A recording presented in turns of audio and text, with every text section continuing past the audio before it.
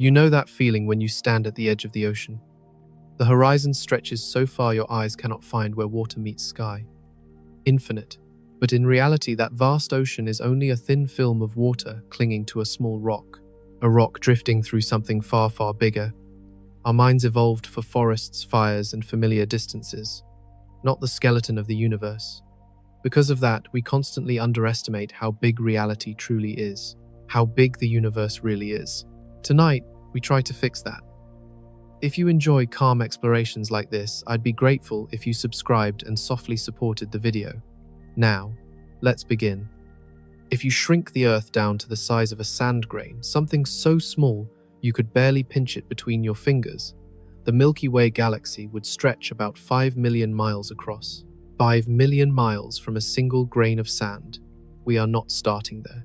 We need to build up to that kind of scale. Jumping straight to galaxies is like trying to understand the ocean by staring at the Pacific. We need to wade in first. Where we begin is the solar system scaled down to objects you see every day. If the Earth were a cherry tomato round red sitting in the palm of your hand, then Mars would be a blueberry. Smaller, a bit wrinkled. Mercury, the closest planet to the Sun, would be about the size of a peppercorn. Tiny. You could lose it in your kitchen. Venus, another cherry tomato almost identical to Earth in size.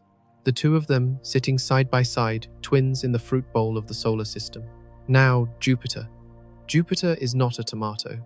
Jupiter is a watermelon, a big one, the kind you need both hands to carry. It is so large that if you hollowed it out, you could fit about 1,300 Earths inside. 1,300 cherry tomatoes packed into a single watermelon. Then there is the sundae. If we keep this fruit scale consistent, the sun is not a fruit. It is not even a basketball. The sun in this model is about the size of a billiard ball, a sphere roughly 5.5 centimeters across. That makes everything else look laughable. The Earth, your cherry tomato, sits about 6 meters away from that billiard ball sundae. 6 meters. 2 car lengths.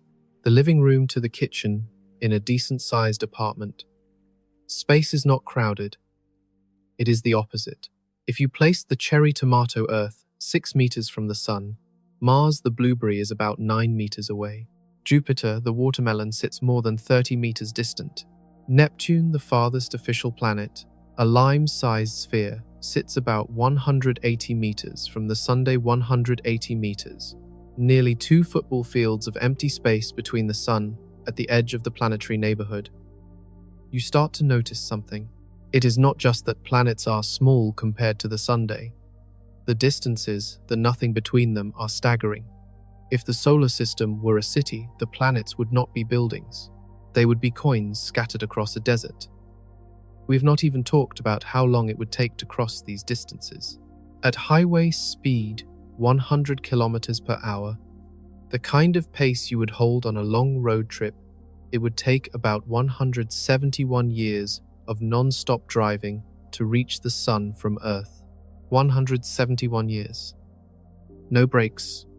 No sleep. Just you, the road, the hum of an engine that's somehow never gone. Light is faster. Much faster. Light moves at about 300,000 kilometers per second. So fast it could circle the Earth 7.5 times in 1 second. 7.5 laps around the entire planet before you finish blinking. Yet even light takes 8 minutes 20 seconds to travel from the sun to Earth. 8 minutes. The light you see when you look at the sun is already old. It left the surface of the sun before you finished your breakfast. Before you checked your phone, a beam of ancient photons just now arriving at your retina. From the sun to Neptune, light takes about 4.5 hours. 4.5 hours of traveling at the fastest speed the universe allows just to cross the span of our local planetary family. This is what we mean when we say, space is mostly empty. Not that there is nothing there. The something is separated by so much, nothing, that the something barely matters. The sun contains 99.86% of all the mass in the solar system. 99.86%. Everything else, all the planets, all the moons, all the asteroids, all the comets, all the dust, adds up to less than 0.2%. We live on a rounding error, orbiting a star that owns almost everything. But the sun is not special. It is medium-sized, unremarkable. There are stars out there so large that if you swap them with the Sun, they would swallow Earth, Mars, Jupiter, then keep going. Stars like Betelgeuse, a red supergiant in the constellation Orion. Betelgeuse has a radius about 1,000 times larger than the Sunday. 1,000 times. If you placed Betelgeuse where the Sun is, its surface would extend past the orbit of Mars. Earth would not just be inside the star, it would be vaporized deep within the outer layers of a stellar giant that makes our Sun look like a marble next to a wrecking ball. Betelgeuse is not even the largest. There is Scuti, a star so massive that light takes about 6 hours to travel around its circumference. 6 hours at light speed just to make one lap. If you put Scuti in the Sun's place, it would reach past the orbit of Jupiter. Saturn would be inside it. The gas giant, with its beautiful rings, would be just another wisp of material inside a star too large to properly comprehend. Then there is Stephenson 2-18, a hypergiant, radius roughly 2,150 times the Sunday. If it replaced our star, it would nearly touch the orbit of Saturn. From Neptune looking inward, you would see a sun that filled half the sky, glowing red, impossibly vast. These stars are not heavier in proportion to their size. Scuti, despite being 1,700 times wider than the Sun, is only about 7 to 10 times more massive. It is bloated, stretched, a balloon inflated to its absolute limit, held together by gravity fusion, nothing else. These stars are dying. They have burned through their fuel. Now they are puffing up, expanding, preparing for the end. Betelgeuse will explode someday, maybe in the next 100,000 years, maybe tomorrow. When it does, it will briefly shine as bright as an entire galaxy. For a few weeks, you will be able to see it during the day. Even these monsters, these stellar giants that swallow planets, are just single points of light when you zoom out far enough. The Sun, with all its mass, with all its gravity, is just one star. Our galaxy contains somewhere between 200 billion to 400 billion others. 400 billion suns scattered across a disk so wide that light takes 100,000 years to cross it. We have scaled up from sand grains to tomatoes to watermelons to stars the size of Saturn's orbit. We still have not left the neighborhood. But what if we pull back further? What if we shrink the entire solar system down to something we can hold? Because that is the only way to grasp what comes next. The solar system feels enormous when you are standing on Earth. 8 planets, billions of kilometers. Light taking hours to cross from one end to the other. But in the context of the galaxy, it is almost invisible. To understand why we need to compress everything we just talked about into something smaller, much smaller, take the entire solar system from the Sun out to Neptune, roughly 30 astronomical units. An astronomical unit, or AU, is the distance from Earth to the Sun, about 150 million kilometers. 30 of those stacked end to end gets you to Neptune. Now shrink all of that down to the size of a penny, a single copper coin sitting in your hand. On that scale, the Milky Way galaxy would be about the size of the continental United States, 3,000 miles wide, coast to coast. An entire nation filled with billions of pennies, each one a solar system scattered across the landscape like grains of sand on a beach. The Milky Way is a barred spiral galaxy. It has a bright central bulge thick with stars surrounded by spiral arms that curl outward like water swirling down a drain. Our solar system, our penny, sits about 26,000 light years from the center, not in the middle, not at the edge, somewhere in between, on a minor arm called the Orion Spur. 26,000 light years means the light leaving the center of the galaxy right now will not reach us for 26,000 years. If you could somehow look at the core of the Milky Way, you would be seeing it as it was when humans were still painting on cave walls. When mammoths walked the Earth, when ice sheets covered half of Europe, the galaxy is about 100,000 light years across. 100,000 years for light to cross from one edge to the other. That means if you sent a beam of light from one side of the Milky Way to the opposite side, it would arrive around the time modern humans first began migrating out of Africa. It would have been traveling for the entire span of recorded history, plus 90,000 years before that. The Milky Way contains between 200 billion to 400 billion stars. 400 billion suns, some smaller than ours, some larger, some already dead, their light still traveling through space like echoes of a conversation that ended long ago. At the center of the galaxy sits a supermassive black hole called Sagittarius A star. It weighs about 4.3 million times the mass of the Sunday. 4.3 million suns compressed into a region smaller than the orbit of Mercury. The event horizon, the point of no return, is about 14 million miles across. If you fell toward it, time itself would start to warp, clocks would slow, light would redshift. You would watch the universe age in fast forward as you slipped past the boundary where nothing, not even light, can escape. Our solar system orbits this central black hole. We move at about 251 kilometers per second. That is fast. Faster than any human-made object has ever traveled.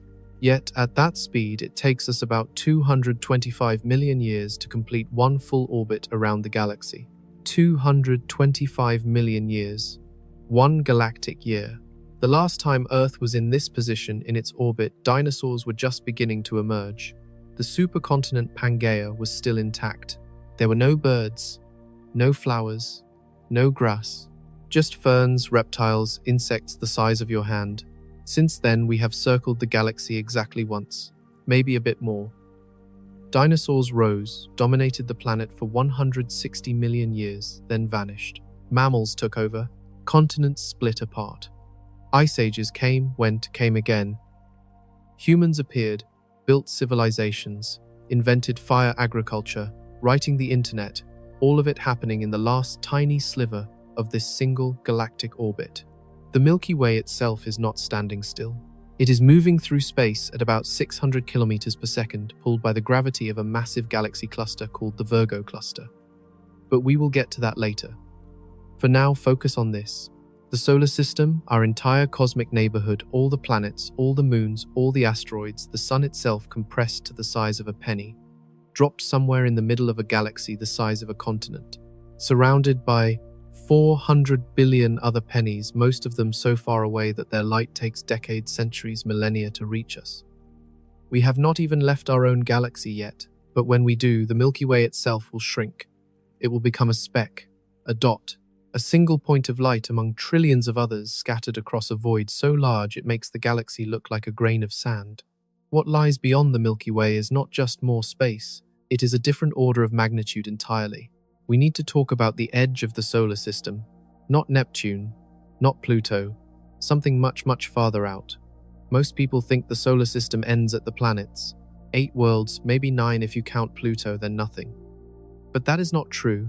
The sun's gravity reaches far beyond the orbits of the planets, pulling on objects we can barely detect in a region we have never visited. This region is called the Oort Cloud. It starts about 2,000 to 5,000 astronomical units from the Sunday. 1 AU is the distance from the Earth to the Sunday Neptune. The farthest planet sits at 30 AU. The Oort Cloud begins at 2,000. That is 66 times farther out than Neptune. It extends to somewhere between 100,000 to 200,000 AU, maybe farther. We do not know exactly because we have never seen it directly. We infer its existence from the comets that occasionally fall inward, their orbits disturbed by passing stars or the tug of the galaxy itself. The Oort Cloud is not a solid shell. It is a diffuse swarm of icy bodies. Billions of them, maybe trillions, each one a frozen remnant from the formation of the solar system. They are chunks of ice rock dust, leftovers that never coalesced into planets. They sit out there in the dark, barely moving, waiting. At the inner edge of the Oort Cloud, the sun looks like a bright star, not a disk, not a blazing orb, just a point of light, the brightest in the sky, but still just a point. At the outer edge, even that fades.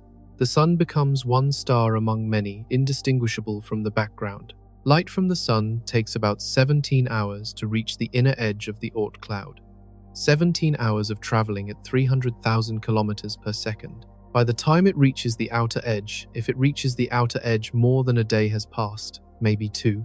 Voyager 1, the fastest human-made object ever launched, is currently about 125 AU from Earth. It has been traveling for more than 47 years. It is moving at about 17 kilometers per second faster than any other spacecraft. At that speed, it will take about 300 years to reach the inner edge of the Oort Cloud. 300 years just to arrive at the beginning. Then it will take another 30,000 years to pass through. 30,000 years of drifting through a cloud of ice in the dark with the sun behind it reduced to a distant speck. Voyager will not make it. Its power will run out in a few years. Its instruments will go silent. It will coast through the void, dead, a relic of a species that once looked up at the stars with wonder. But even if it survived, even if it kept transmitting, we would lose contact. The signal would be too weak, the distance too great. It would disappear into the dark alone. The Oort Cloud is the true edge of the solar system. It is where the sun's gravity finally gives way to the gravity of the galaxy. It marks the boundary between our neighborhood, the space we think of as home, against the immense indifferent void beyond. When a comet falls inward from the Oort Cloud, disturbed by some distant gravitational nudge, it begins a journey that can take millions of years. It falls toward the sun slowly at first, then faster as the gravity strengthens. By the time it enters the inner solar system, it is screaming through space, shedding gas dust, creating a glowing tail that stretches for millions of kilometers. We see it for a few weeks, maybe a few months. Then it swings around the sun, heads back out into the dark, begins the long climb to the edge again. Some comets make this journey once, then leave the solar system entirely, flung out by a close pass with Jupiter or Saturn.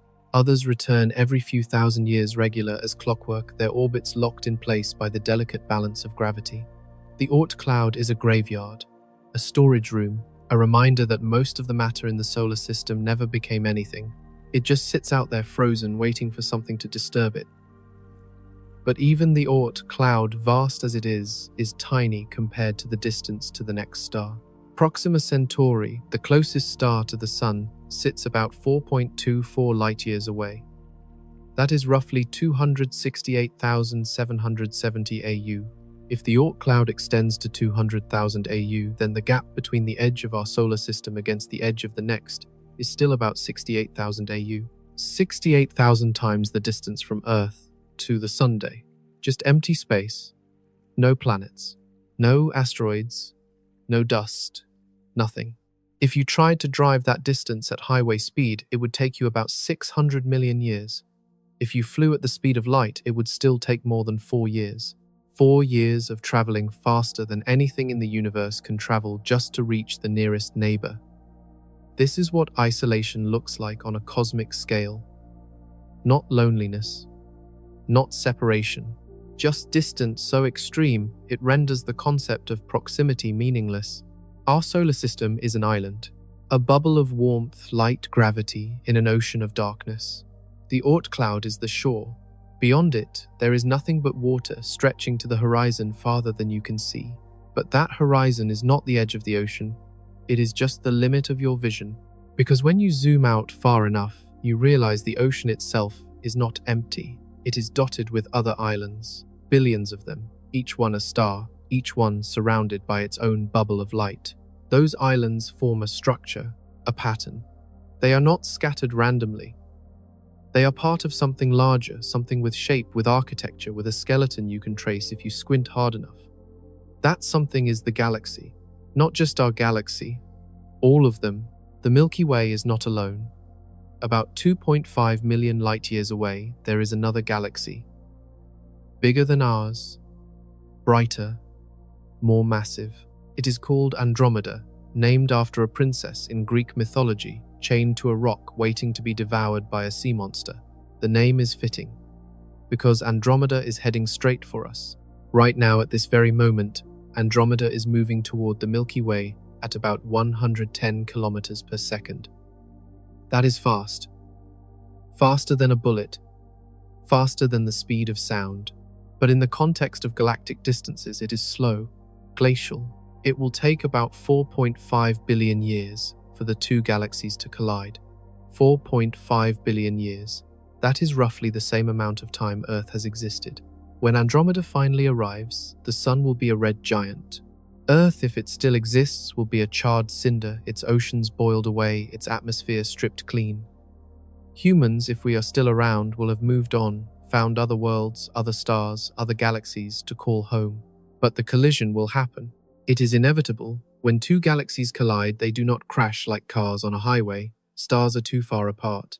The Milky Way contains 400 billion stars, maybe more. Andromeda contains about 1 trillion. 1 trillion suns. Yet, despite those enormous numbers, the space between stars is so vast that almost none of them will actually hit each other.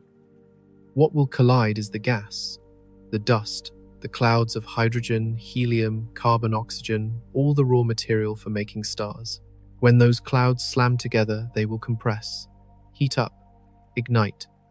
New stars will form by the billions, lighting up the merged galaxy like a fireworks display that lasts for hundreds of millions of years. The black holes at the center of each galaxy will spiral inward, orbiting each other closer, until they merge into a single, even more massive black hole. The resulting gravitational waves will ripple through space-time, carrying energy equivalent to the mass of millions of suns radiating outward at the speed of light. From Earth, if anyone is still watching, the night sky will transform. Andromeda, currently a faint smudge, visible only under dark skies, will grow.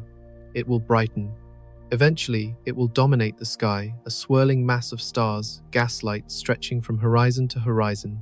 The Milky Way, our home, will twist, warp, merge with it, creating a new galaxy, a hybrid.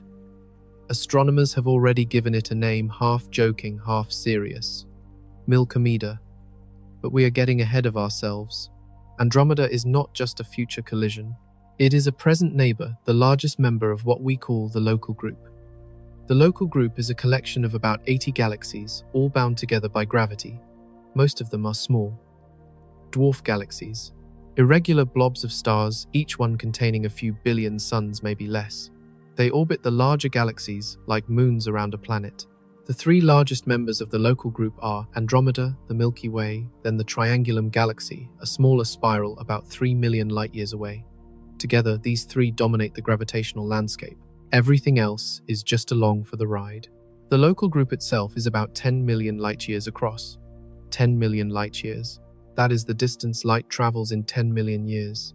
If you left the Milky Way at the speed of light, it would take you 10 million years to reach the far edge of the local group. 10 million years ago on Earth, early hominids were just beginning to walk upright. Australopithecus. Lucy. They had brains the size of a chimpanzee. No tools, no language, no fire. Just survival day by day in the forests of East Africa. Since then, light has been traveling across the local group. It has crossed the space between galaxies, passed through clouds of gas around black holes, through the empty voids where nothing exists. It arrives now at our telescopes, carrying information about galaxies as they were 10 million years ago. When we look at distant galaxies, we are not seeing them as they are. We are seeing them as they were. The farther away a galaxy is, the farther back in time we see it. Andromeda at 2.5 million light-years appears as it was 2.5 million years ago. If someone in Andromeda is looking at us right now, they see the Milky Way as it was 2.5 million years ago, when early humans were just beginning to make stone tools. This is what distance does. It turns space into time. The deeper you look into the universe, the farther back you see. The local group is just one small cluster in a much larger structure. A supercluster, a collection of galaxy groups all moving together, pulled by gravity toward a common center. That center is not the Milky Way. It is not Andromeda. It is something much, much larger, sitting about 50 million light-years away in a region of space so dense with galaxies, it warps the flow of matter around it. That something is called the Virgo cluster. It contains over 1,300 galaxies, maybe more. Some of them are enormous, dwarfing both the Milky Way against Andromeda. The largest a galaxy, called Messier 87, is about 240,000 light-years across more than twice the diameter of the Milky Way. At the center of Messier 87 sits a black hole, not just any black hole, a supermassive black hole weighing about 6.5 billion times the mass of the Sunday. 6.5 billion suns compressed into a region smaller than the solar system. In 2019, the Event Horizon Telescope, a global network of radio dishes, working together as a single instrument, captured the first ever image of a black hole. Not an artist's rendering, not a simulation, an actual photograph, The black hole at the center of Messier 87. The image shows a ring of light glowing orange against the black of space. At the center, a shadow, perfectly circular, darker than anything around it.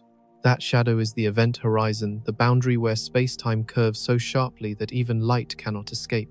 The ring is the accretion disk matter, spiraling inward at nearly the speed of light, heated to billions of degrees, glowing so brightly it outshines the entire galaxy around it. That black hole is 55 million light-years away. The light we captured in 2019 left Messier 87 55 million years ago when dinosaurs still roamed the Earth. It has been traveling ever since crossing the void until it reached our telescopes, our cameras, our eyes. The Virgo cluster is pulling us. The Milky Way, Andromeda, the entire local group, all of us are falling toward it at about 600 kilometers per second. 600 kilometers per second. Faster than anything on Earth moves. Faster than the fastest rocket. Yet, at galactic distances, it feels like nothing. We will never reach the Virgo cluster. The expansion of space itself is too strong. It is pulling the universe apart faster than gravity can pull it together. But for now, we are part of its flow, part of its structure, a small group of galaxies bound together, falling through space towards something larger. The question is what that something is, because the Virgo cluster is not the end. It is just another step in a hierarchy that keeps going up, up, up, until the structures are so large they challenge the very theories we use to describe the universe. In 2014, a team of astronomers published a map, not of stars, not of galaxies, a map of motion. They traced the flow of galaxies through space, following the invisible currents of gravity, the way water flows downhill toward valleys, toward rivers, toward the ocean. What they found was a structure, a supercluster, a web of galaxies so vast it defies intuition. They called it Laniakea, a Hawaiian word meaning immeasurable heaven. Laniakea is about 520 million light-years across. 520 million light-years. If you left the Milky Way at the speed of light right now, it would take you 520 million years to reach the far edge. 520 million years ago on Earth, life was just beginning to crawl out of the oceans. Fish with legs, ancestors of every land animal alive today, were pulling themselves onto muddy shores, gasping for air. Since then, light has been traveling across Laniakea, crossing the space between galaxy clusters, arriving now at our instruments, our eyes, our minds. Laniakea contains about 100,000 galaxies. 100,000 island universes, each one filled with billions of stars. The total mass is somewhere around 100 quadrillion times the mass of the Sunday. 100 quadrillion. A number so large it stops meaning anything. You cannot hold it in your head.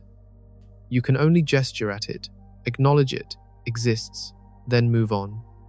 The Milky Way is not at the center of Laniakea. We are near the edge, on the outskirts, in a region called the Virgo supercluster. The Virgo supercluster itself, once thought to be the largest structure we belong to, is just a lobe of Laniakea, a small arm, a branch on a much larger tree. At the heart of Laniakea, pulling everything toward it, is a region called the Great Attractor. It is not a single object. It is a concentration of mass, a gravitational well so deep it bends the flow of galaxies across hundreds of millions of light-years. Everything in Laniakea, including us, is falling toward it. We are moving at about 600 kilometers per second, pulled by the Great Attractor, falling through space like a leaf in a river. We will never arrive. The expansion of the universe, driven by dark energy, is pulling space apart faster than we can fall. But the motion is real. The pull is real. We are part of a flow that started billions of years ago, long before the sun existed, long before Earth formed. The Great Attractor sits in a region of space obscured by the disk of the Milky Way. We cannot see it directly. Dust, gas, stars, all of it blocks our view, creating a zone of avoidance, a blind spot in our maps of the universe. We know it is there because of how galaxies move. We can see them accelerating, bending their paths, flowing towards something we cannot observe. Recent studies suggest the Great Attractor might not even be the true center. There is another structure farther out, even more massive, called the Shapley Supercluster. It might be 10 times the volume of Laniakea. 10 times. If that is true, then Laniakea itself is just a small piece of something even larger, a structure we are only beginning to map to understand. But focus on Laniakea for now. 520 million light-years across, 100,000 galaxies. Each galaxy contains billions of stars. Each star might have planets. Some of those planets might have life. Some of that life might be looking up at their sky right now, tracing the same flows of motion, asking the same questions. Where are we? What are we part of? How big does it go? The answer, as far as we can tell, is that it keeps going. Laniakea is not the largest structure. It is not even close. Beyond Laniakea, there are other superclusters, other flows, other regions of space dominated by gravity wells we cannot see, pulling galaxies into streams, filaments, walls. The universe at this scale looks less like a uniform sea of galaxies, more like a cosmic web, a three-dimensional net with galaxies clustered along the threads, leaving vast, empty voids in between. Those voids are not small. They are hundreds of millions of light-years across. Regions of space where almost nothing exists. No galaxies, no stars, no gas, just darkness stretching from one thread of the web to the next. When you look at maps of the universe on this scale, you start to see the pattern. Galaxies are not scattered randomly. They are organized. They follow structures. Filaments connect to nodes. Nodes connect to larger filaments. The whole thing looks organic, like neural pathways in a brain, or roots spreading through soil, or blood vessels branching through tissue. This is the cosmic web, the skeleton of the universe. It formed in the first few 100 million years after the Big Bang, when tiny fluctuations in the density of matter, quantum ripples from the very beginning, grew under the influence of gravity. Dense regions got denser, sparse regions got sparser. Over billions of years, this process created the structures we see today. But there is a problem. The largest structures we observe, like Laniakea, are on the edge of what our theories allow. According to the standard model of cosmology, structures should not grow larger than about 1.2 billion light-years across. Anything bigger challenges the idea that the universe is homogeneous, that it looks roughly the same in all directions. Laniakea is close to that limit. It is large, but not impossibly so. But there are other structures, other discoveries that push beyond the boundary. Structures so massive, they should not exist. Structures that force us to question whether our models are wrong, whether the universe is stranger, lumpier, less uniform than we thought. One of those structures is the Hercules-Corona Borealis Great Wall. We will get to that soon, but before we do, we need to talk about monsters. Objects so massive, so dense that they warp the fabric of space-time itself. Black holes. Not the stellar mass black holes formed when a star dies. Supermassive black holes. Giants. Behemoths. Kings of the cosmic hierarchy. Because if Laniakea is the skeleton of the universe, then supermassive black holes are the organs. The beating hearts at the center of almost every large galaxy. They do not just exist, they shape the galaxies around them. They control the flow of gas. They trigger star formation. They regulate growth. Without them, galaxies would look completely different. Some of these black holes are larger than anything we thought possible, heavier than entire galaxies. So massive that if you fell toward one, the tidal forces would stretch you into a thread of atoms long before you crossed the event horizon. At the center of almost every large galaxy sits a black hole. Not a small one, not the kind formed when a massive star explodes. A supermassive black hole weighing millions, sometimes billions of times the mass of the Sunday. The one at the center of the Milky Way, Sagittarius A star, weighs about 4.3 million solar masses. 4.3 million suns compressed into a region about 17 times the diameter of the Sunday. The event horizon, the boundary where gravity becomes inescapable, is about 14 million miles across. Small enough to fit inside the orbit of Mercury, large enough to swallow the Sun whole. But Sagittarius A star is tiny compared to some of the others. There is a black hole at the center of a galaxy called Messier 87, the same galaxy we mentioned earlier. That black hole weighs about 6.5 billion solar masses, 6.5 billion suns. The event horizon is about 236 million miles across, roughly the distance from the Sun to Mars. If you could replace the Sun with that black hole, the event horizon would extend past the orbit of Venus, almost to Earth. Everything inside gone, swallowed. Light bending so sharply it curves back on itself, trapped forever. That black hole is not even close to the largest. There is one called TON 618, sitting at the center of a quasar, about 10.4 billion light-years away.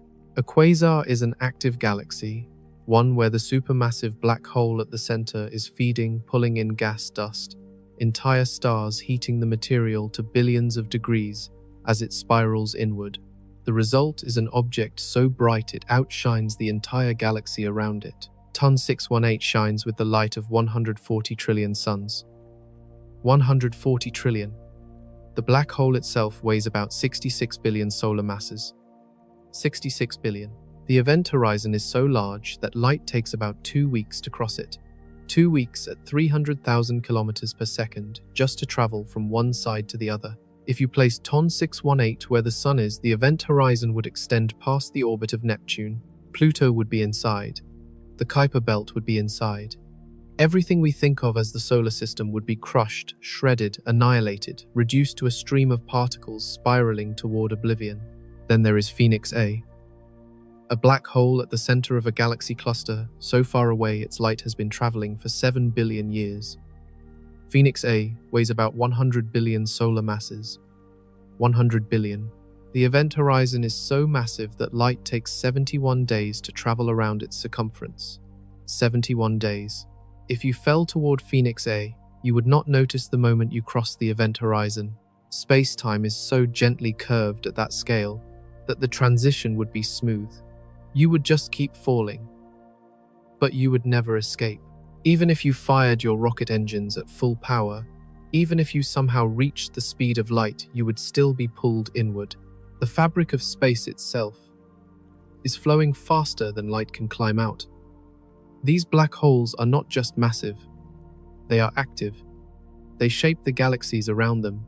When a supermassive black hole feeds, it does not do so quietly. The material spiraling inward heats up, glows, emits radiation across the entire electromagnetic spectrum. X-rays, gamma rays, radio waves. The energy output is staggering, sometimes outshining the combined light of every star in the galaxy. That energy blasts outward, creating jets, narrow beams of particles accelerated to nearly the speed of light, shooting out from the poles of the black hole, extending for thousands, sometimes millions of light-years into space. These jets plow through the surrounding gas, heating it, pushing it away, preventing it from collapsing to form new stars. Without these jets, galaxies would be very different.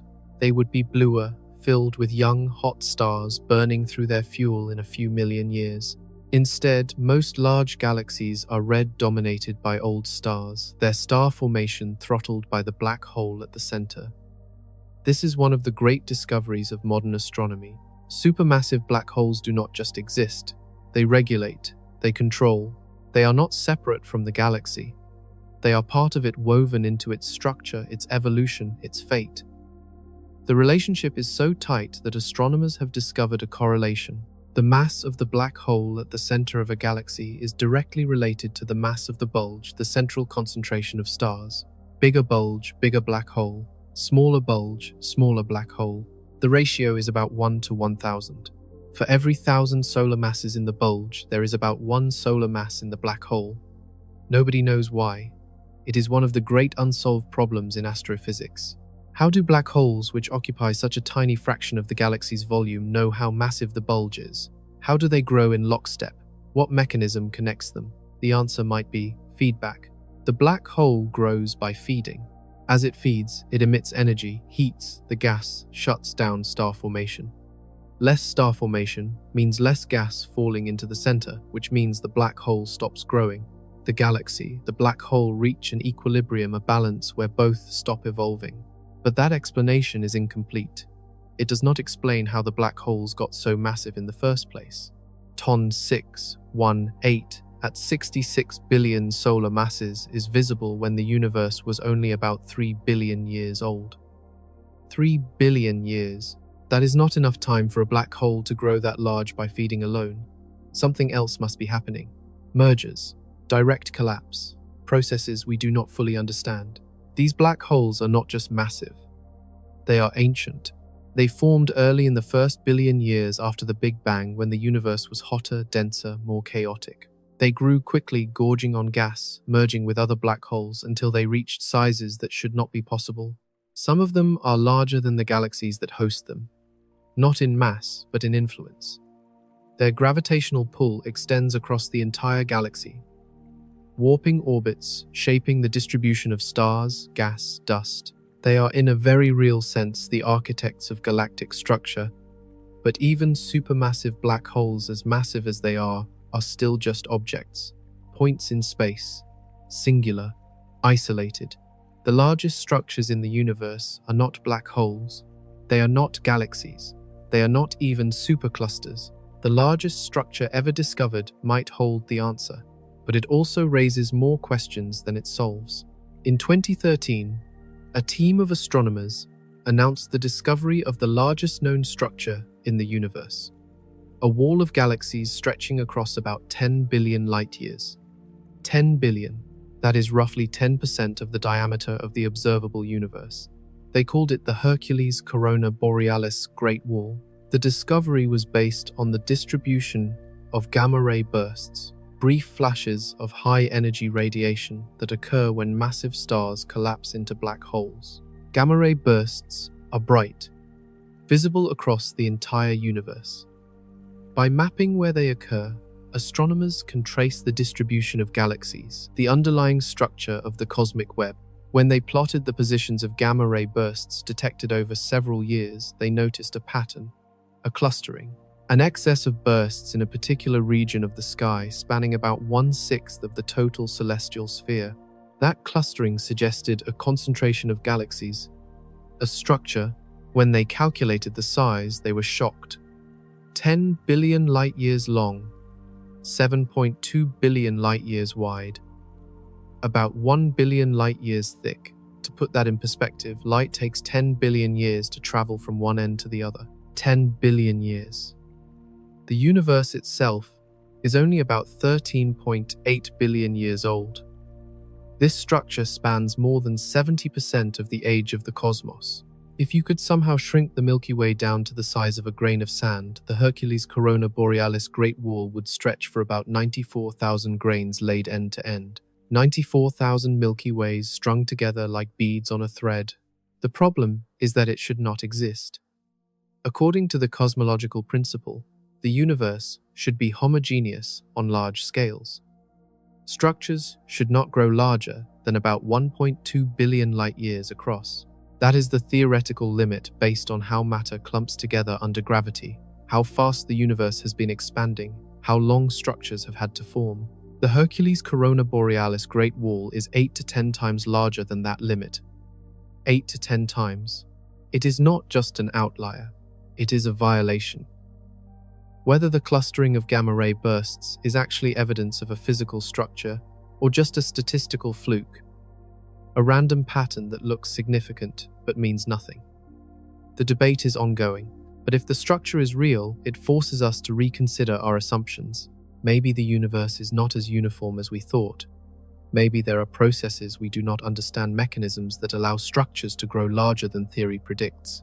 Maybe the cosmological principle, the foundation of modern cosmology, is wrong. Or maybe we are just seeing the universe at a particular moment in time. The Hercules-Corona Borealis Great Wall exists now at this point in cosmic history, but the universe is expanding. Dark energy is pulling space apart, accelerating the expansion, tearing structures like this apart. In another 100 billion years, it might not exist anymore. The galaxies that make it up will have drifted apart, separated by distances so vast that no light, no signal, no information will ever pass between them. The light from the galaxies in that structure left them 10 billion years ago. 10 billion years. When that light began its journey, the sun did not exist. Earth did not exist. The Milky Way was still forming, pulling together from clouds of gas, slowly spinning, slowly coalescing into the spiral structure we see today. Since then, that light has been traveling, crossing the void, passing through empty space, through galaxy clusters around black holes, through regions where matter is so sparse it barely registers. It arrives now at our telescopes, carrying information about a structure that might not even exist anymore, at least not in the same form. This is the nature of astronomy. We are always looking at the past. The farther we look, the farther back we see. The edge of the observable universe, the farthest we can see, shows us the universe as it was about 13.8 billion years ago, shortly after the Big Bang.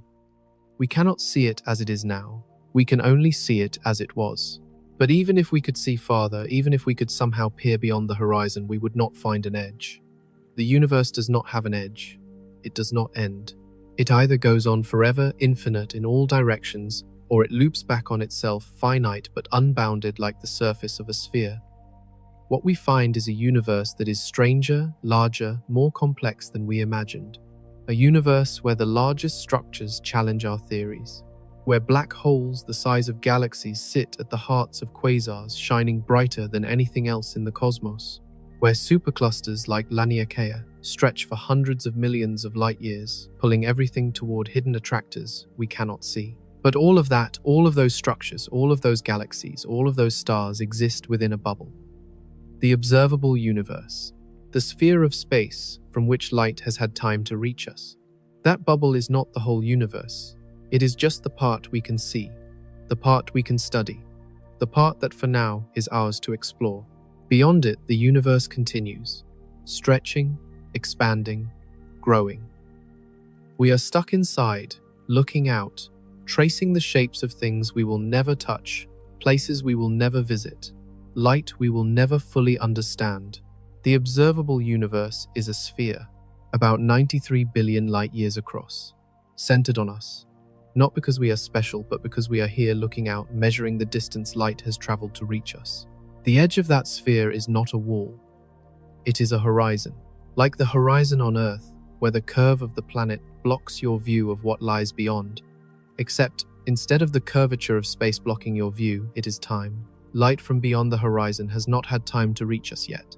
The universe is only about 13.8 billion years old. Light has only been traveling for that long. But the universe has been expanding. Space itself has been stretching, carrying galaxies apart, faster, accelerating under the influence of dark energy. Because of that expansion, the farthest objects we can see are not 13.8 billion light-years away. They are farther, much farther. The light from those objects left them when the universe was young, when space was smaller, denser, hotter. Since then, space has expanded, carrying those objects away from us. Today, they are about 46.5 billion light-years away. 46.5 billion. That is the radius of the observable universe. 93 billion light-years across. A bubble of space filled with about 2 trillion galaxies, each one containing billions of stars, stretching from the horizon in all directions. 2 trillion galaxies. Each one a Milky Way, each one a collection of stars, planets, maybe life, each one separated by millions of light-years of empty space falling through the expanding universe, pulled by gravity, pushed by dark energy, following trajectories set in motion billions of years ago. When you look at the night sky, you are seeing light from the past. The moon about 1.3 seconds ago, the sun 8 minutes ago, Proxima Centauri 4.2 years ago, Andromeda 2.5 million years ago. The farther you look, the farther back you see. The most distant objects we have observed are galaxies so far away their light has been traveling for more than 13 billion years. 13 billion years. That light left them when the universe was less than 1 billion years old, when galaxies were just beginning to form, when stars were being born by the billions, when everything was hotter, brighter, more chaotic. Since then, the universe has cooled, expanded, calmed. The first stars, massive, short-lived, exploded as supernovae, scattering heavy elements into space. Those elements became the building blocks of new stars, planets, life. The process repeated over for billions of years until we arrived. Organisms made of stardust looking back at the stars that created us. The farthest light we can see is not from a galaxy.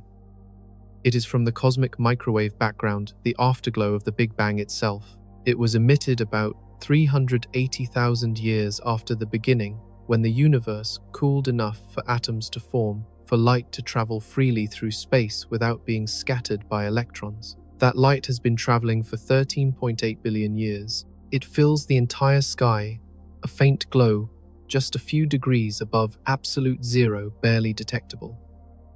But it is there, everywhere you look, the oldest light in the universe.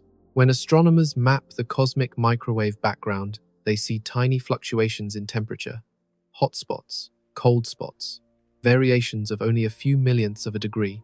Those fluctuations are the seeds of everything. The tiny quantum ripples from the first moments of the universe stretched by inflation frozen into the fabric of space-time. Over billions of years, those ripples grew under the influence of gravity, becoming the galaxies, the clusters, the superclusters, the cosmic web we see today. It also shows us the edge of our vision. Beyond the cosmic microwave background we cannot see. The universe was opaque before that. Light could not travel.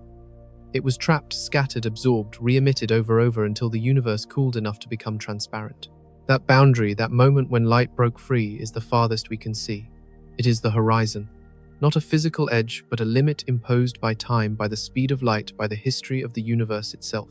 Beyond the horizon, there is more universe, more space, more galaxies. We know this because the part we can see is uniform, homogeneous. In every direction, the universe looks roughly the same. The distribution of galaxies, the temperature of the cosmic microwave background, the clustering of matter, all of it follows the same patterns, obeys the same laws. If the universe beyond the horizon were different, if it had different properties, different structures, we would expect to see some sign of that at the boundary. But we do not. The horizon looks the same in all directions. That suggests the universe continues smoothly beyond what we can see. How far does it continue? We do not know. It might be infinite, stretching forever in all directions, filled with galaxies, stars, planets, structures identical to what we see repeated over in infinite variation. Or it might be finite, closed, curved back on itself like the surface of a sphere, so that if you could travel far enough, you would eventually return to where you started. We do not know which. We might never know, but we can measure, we can calculate, we can constrain the possibilities. Current observations suggest the universe is flat, not curved, not closed. That means if it is finite, it must be much, much larger than the observable universe. At least hundreds, maybe thousands of times larger, maybe more. But flat does not mean infinite. A piece of paper is flat, but it has edges. You can roll it into a cylinder, glue the edges together, create a shape that is flat locally but has a global topology. A torus, a donut shape, flat everywhere but finite. If the universe has this shape, then traveling far enough in one direction would bring you back to where you started. Not because you turned around, but because space loops back on itself. You could, in theory, see multiple images of the same galaxy, the light having traveled around the universe multiple times, arriving from different directions. Astronomers have looked for this. They have searched for repeating patterns in the distribution of galaxies, signs that space loops back on itself. So far, they have found nothing. If the universe is a torus, it must be large enough that the loops are bigger than the observable universe. Large enough that light has not had time to travel around even once. We are left with uncertainty. The universe might be infinite. It might be finite. It might be flat. It might be curved in ways we cannot detect. The observable universe is all we have access to, the bubble of space from which light has reached us. Everything beyond is speculation, mathematics, theory. But that bubble is not static. It is growing. Every second light from farther away reaches us. The horizon expands.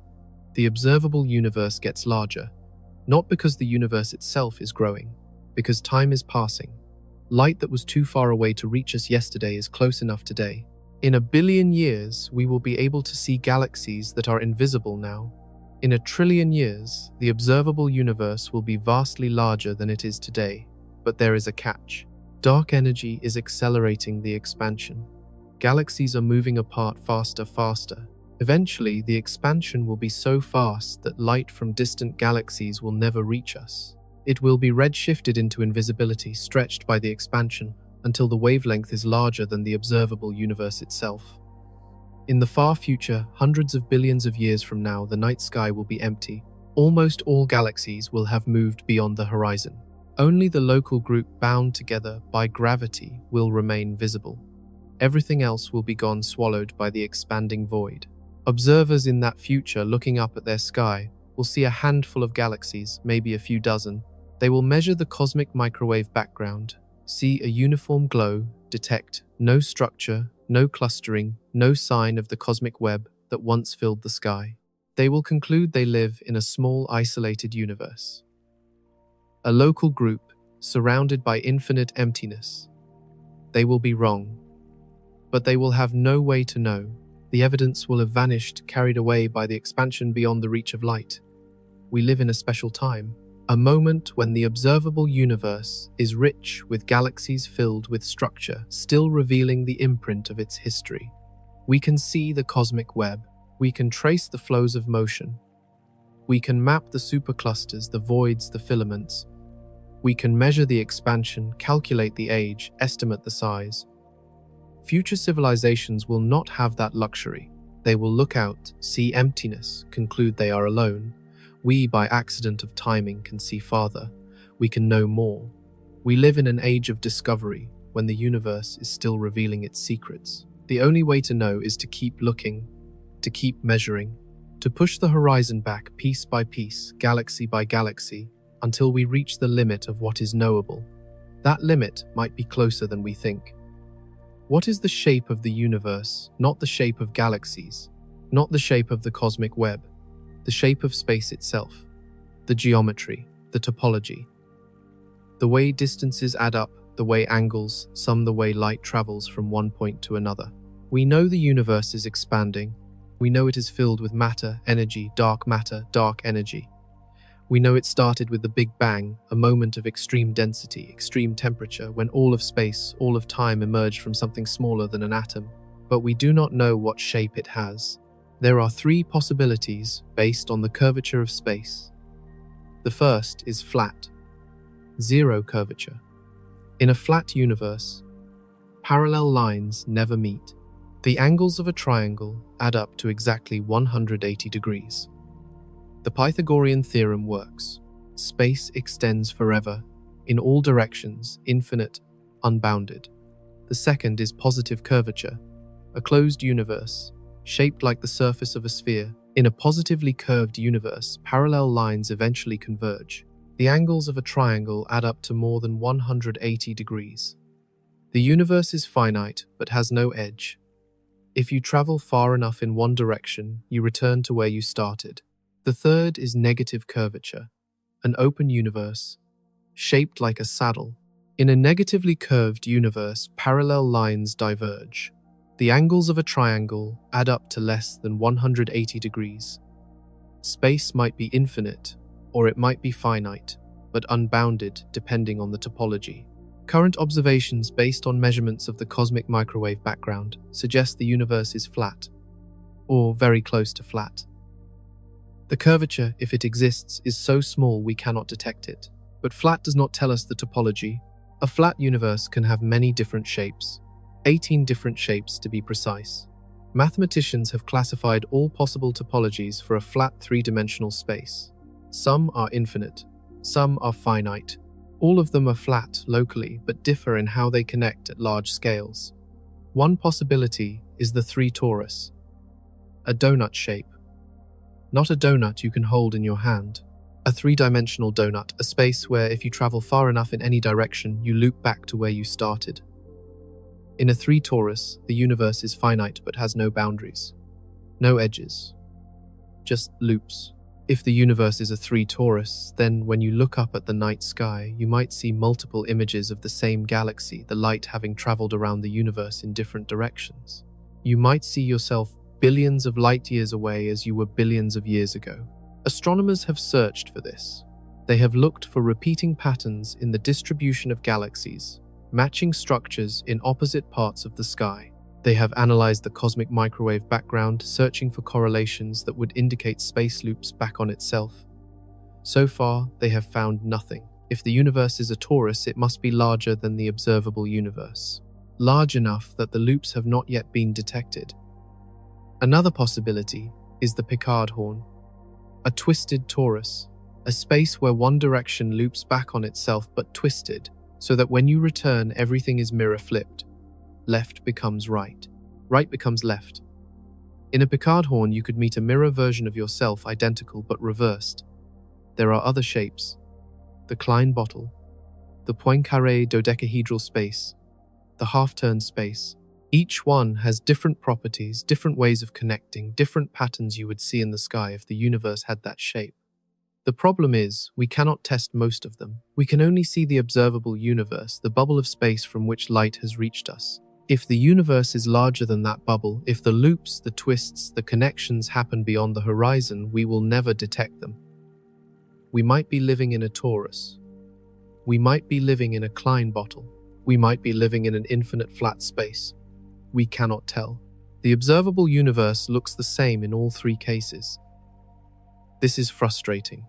It means some questions might be unanswerable, not because we lack the technology, not because we lack the intelligence, because the information is beyond the horizon, carried away by the expansion, unreachable by any signal, any measurement, any experiment.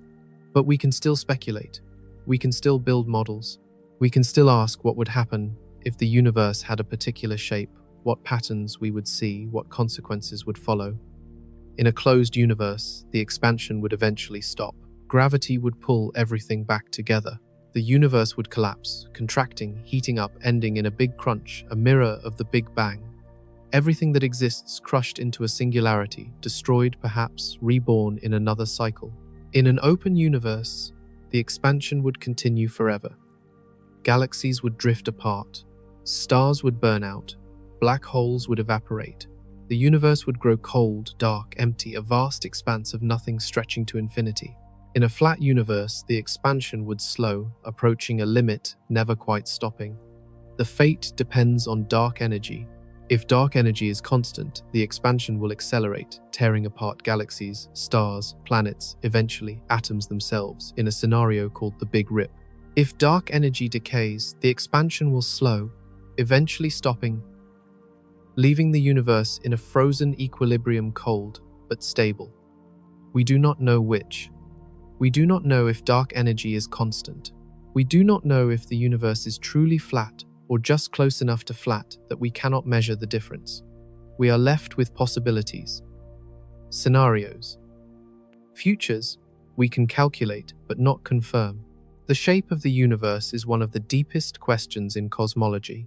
It is also one of the hardest to answer, not because we lack data, because the data we need is beyond our reach, hidden behind a horizon we cannot cross. But the question remains.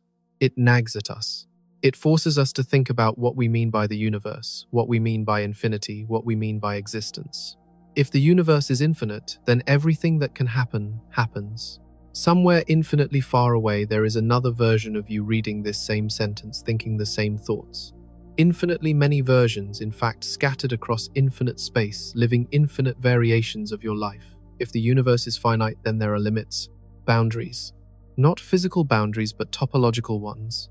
Loops, connections, patterns that repeat. The universe becomes a hall of mirrors reflecting itself endlessly, creating copies, echoes, ghosts of what exists. Which is more unsettling? Infinite repetition or finite uniqueness? We do not know. We cannot know. But we keep looking. We keep measuring. We keep tracing the geometry of space, the curvature, the topology, the patterns hidden in the cosmic microwave background. Because even if we cannot see beyond the horizon, we can see what the horizon tells us. We can read the imprint of the Big Bang, the fluctuations in temperature, the polarization of light, the clustering of matter. We can use that information to constrain the possibilities, narrow the options, rule out the impossible. We might never know the true shape of the universe, but we can get closer. We can eliminate wrong answers. We can refine our models. We can build a picture, incomplete but accurate, of the space we inhabit. You are sitting on a planet, a ball of rock 8,000 miles across, spinning at about 1,000 miles per hour. You do not feel the spin. The atmosphere moves with you. The ground beneath you is stable, but you are moving fast. The planet is orbiting a star. The Sunday, a ball of plasma almost 1 million miles across, burning hydrogen into helium at the rate of about 4 million tons per second. You orbit at a distance of 93 million miles, traveling at about 67,000 miles per hour. You complete one orbit every 365 days. You do not feel that motion either. You are falling, constantly pulled by gravity, moving just fast enough that you never hit the ground. The Sun is orbiting the center of the galaxy. The Milky Way, a disk of stars, gas dust, about 100,000 light-years across, spinning like a pinwheel.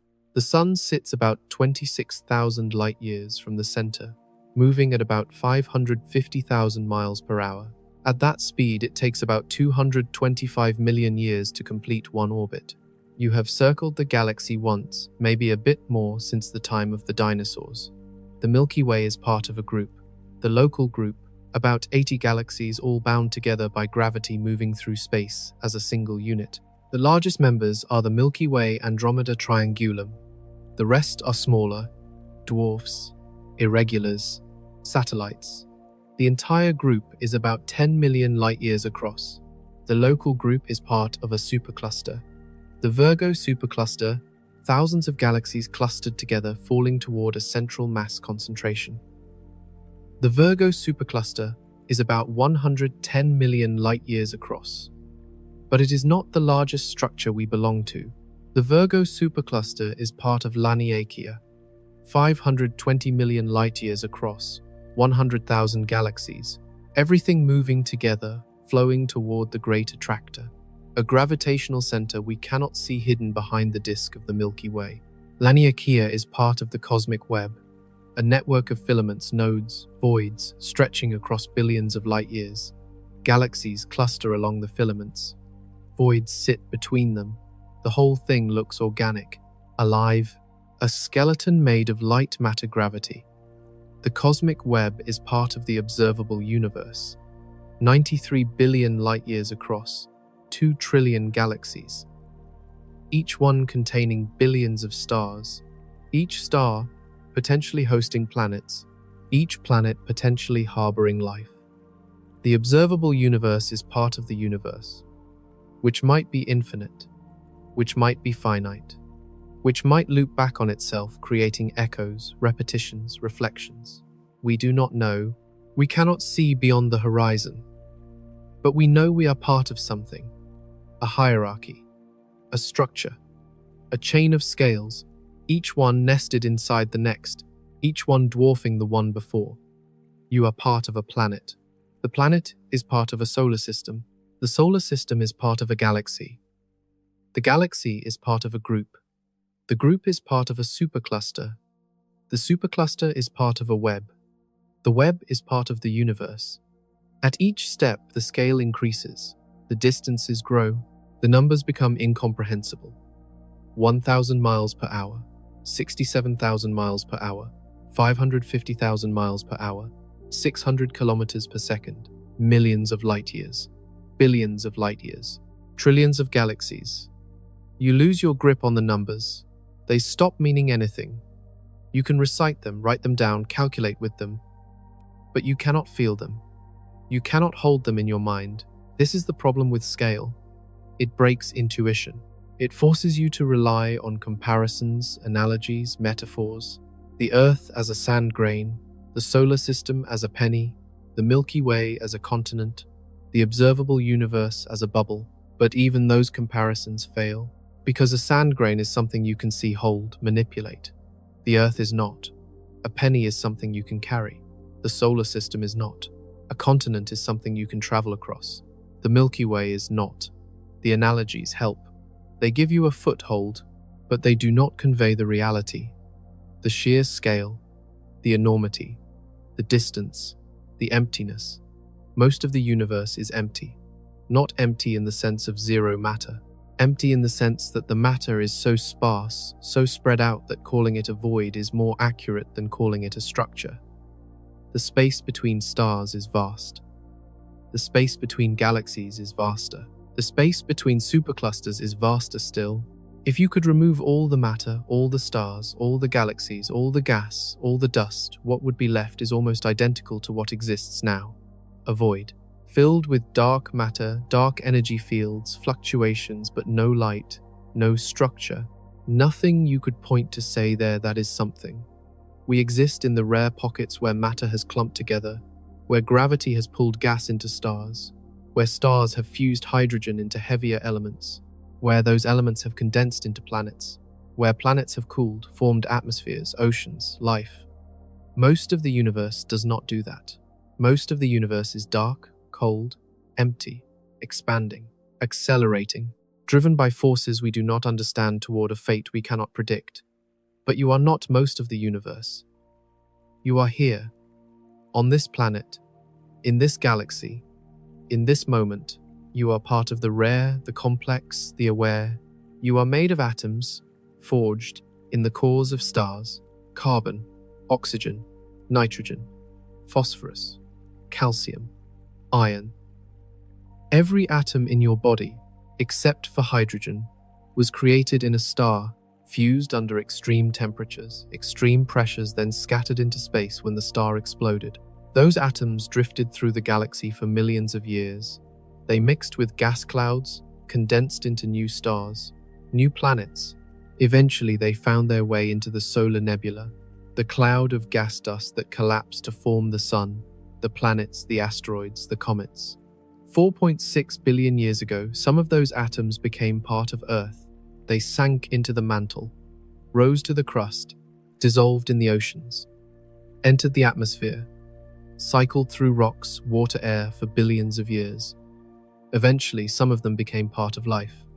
Bacteria, algae, plants, animals. Your body is a temporary configuration of atoms that have existed for billions of years, that will continue to exist for billions more long after you are gone. You are not separate from the universe. You are part of it. A piece of the cosmic web folded into a shape that can think, feel, wonder. You are the universe looking at itself, asking questions, seeking answers. This perspective, this realization, is what scale gives you. Not just an understanding of how big things are, but an understanding of what you are, where you came from, what you are connected to. You are small, unimaginably small, a speck on a speck on a speck, but you are also vast, made of stardust, containing within you the history of the universe, the fusion of elements in stellar cores, the collapse of gas clouds, the formation of planets, the emergence of life. You carry that history in your bones, in your blood. In every breath you take, the oxygen you inhale was created in a star. The carbon in your cells was forged in a different star. The calcium in your bones came from a supernova. You are a collection of atoms, each one with its own story, its own journey through space-time brought together briefly to form you. That is what scale teaches us. Not just how big things are, but what we are, where we came from, what we are part of. The story of the universe, the story of you. When you started this journey, the Earth felt large. Oceans stretched to horizons. Mountains touched the sky. Cities sprawled for miles. You felt rooted, grounded, part of something solid. The sun, once the center of everything, the source of light, warmth, life, is a billiard ball. The solar system, once the stage for all human history, fits inside a penny. The Milky Way, home to 400 billion suns, becomes the size of a continent. Then it shrinks further. A speck. A dot. One point of light among trillions.